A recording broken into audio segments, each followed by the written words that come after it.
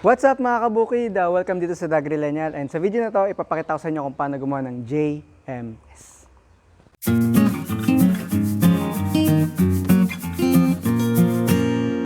Hello again, my name is Sarili and welcome dito sa Agrillenial. And sabi ko nga kanina, no, ipapakita ko sa inyo kung paano gumawa ng JADAM Microorganism Solution.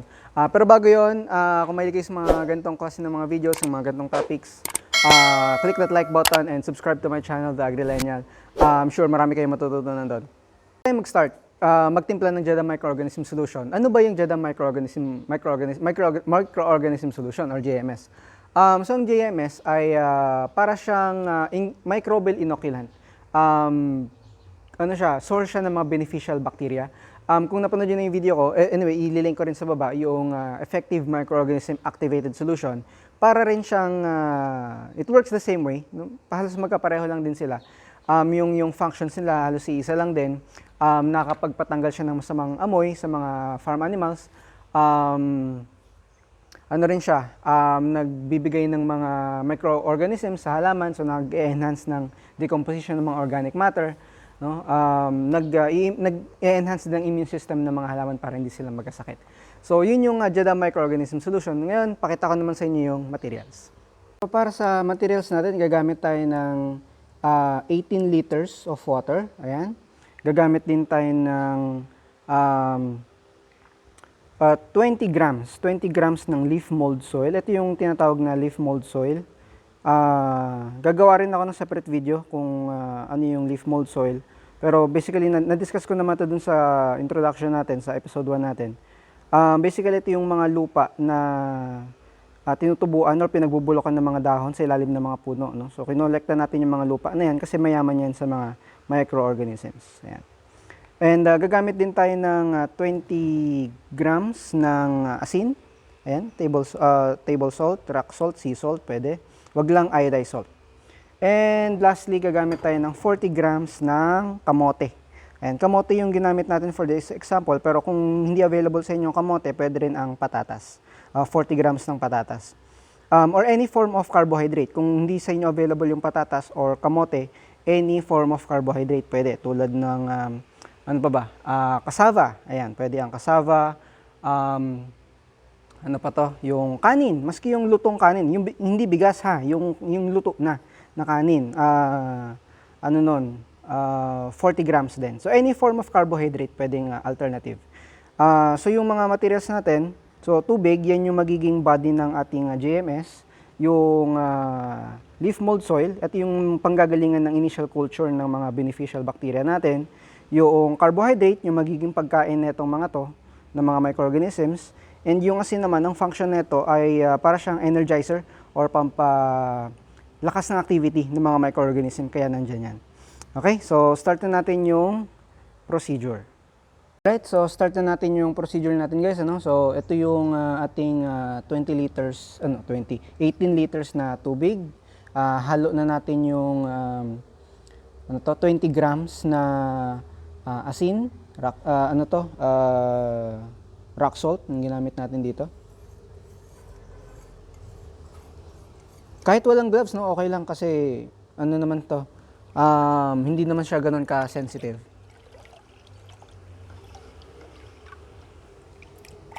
Sayang.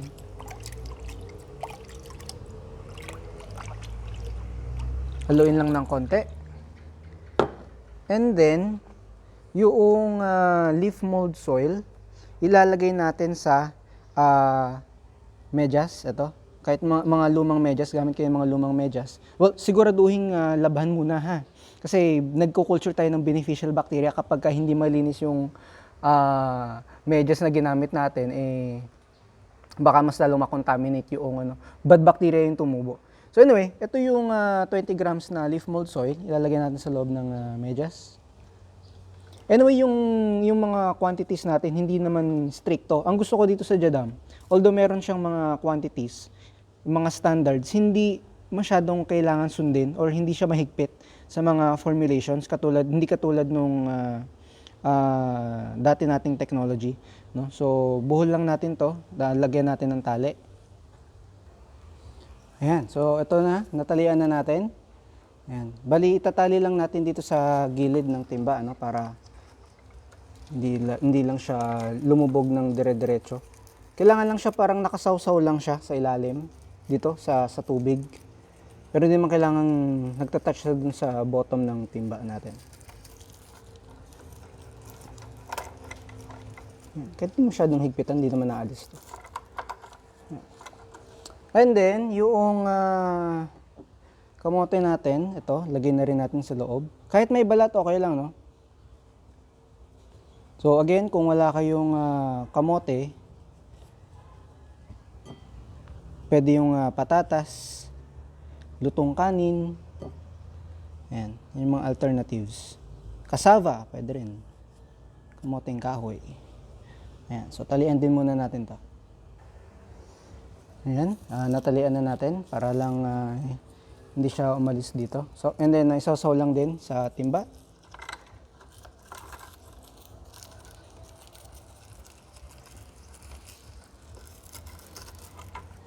Alright, so kapag ka nakapwesto na yung ating cassava and lupa, pigain lang sila ng bahagya para lang kumatas. Ayan, makikita nyo kumakatas yung lupa dito sa loob ng ating timba.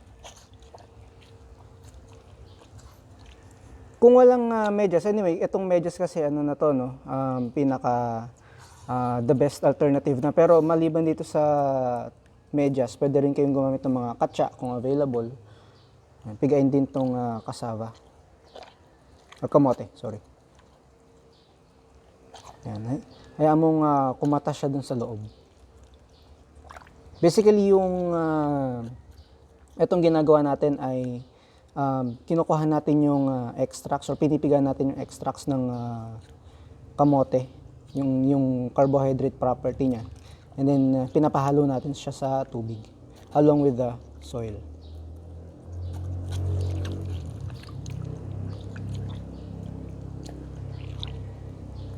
So, syempre, yung kamote, pinakuluan pala to, nakalimutan kong banggitin kanina. Anyway, ilalagay ko na lang dyan sa screen. Na pakuluan muna, boiled ito. O sabihin nyo, lakas ko naman pumisil. Sa hilaw na kamote, pinipiga ko. Hindi. Pinakuluan ko na po to, kaya malambot. Ayan, so kumakatas na siya. Any variety guys ha. Any variety ng kamote pwedeng gamitin. Kasi baka magtanong yung iba, anong variety yung ginamit ko. Kahit ano pong variety, basta po kamote, pwede yun. Basta po siya ay source ng carbohydrate. Okay, so mukhang okay na tong kasaba natin. Kumatas na siya. So, iwanan na lang natin to guys. Iiwanan na lang po natin to dito for 3 days. Okay, so 3 days yung fermentation period natin dito. Balikan natin siya after 3 days. Tatakpan lang natin to ng light and then hindi siya kailangang selyado. Importante may nakakapasok pa rin na hangin. And mapapansin natin dito may mga may lalabas na mga bula para may foam of bubbles na siya dito. So balikan natin to after 3 days, takpan muna natin. Okay, ito na yung takip natin and hindi siya kailangang diinan or isil kahit naka-open lang ng ganyan. Pwede na ho yan. So hintayin lang natin to mag-ferment for 3 days tapos balikan natin siya.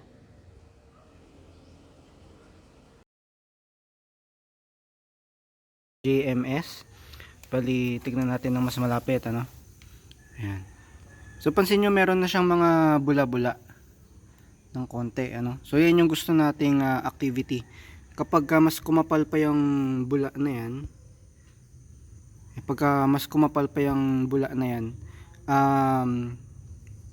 ibig sabihin effective or tama yung ginawa natin, no, na JMS. Ayan. So ayan, may makikita kayong mga bula dyan. So may gilid-gilid meron din, ayun, oh. Okay, so ito yung itsura niya 1 day after. Okay, so balikan pa natin to ulit bukas hanggang sa susunod na araw, tapos hanggang sa pwede na siya magamit. Okay, tignan natin kung anong itsura niya. Ayan, wow. So kita natin yung mga bula, ano? Yan yung nagsisignify ng activity ng mga microorganism. So At least sigurado na tayo na tama yung ginawa natin, no?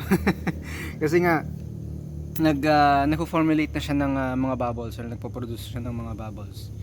Anyway, hindi po sponsor yung Dickies dyan. Okay, so tignan natin na ng mas malapit pa. Ayan. Yan yung mga bubbles. Okay, so hintay pa tayo siguro ng isa bukas, no? Balikan natin to bukas, tapos tignan natin kung pwede na siyang gamitin. Okay?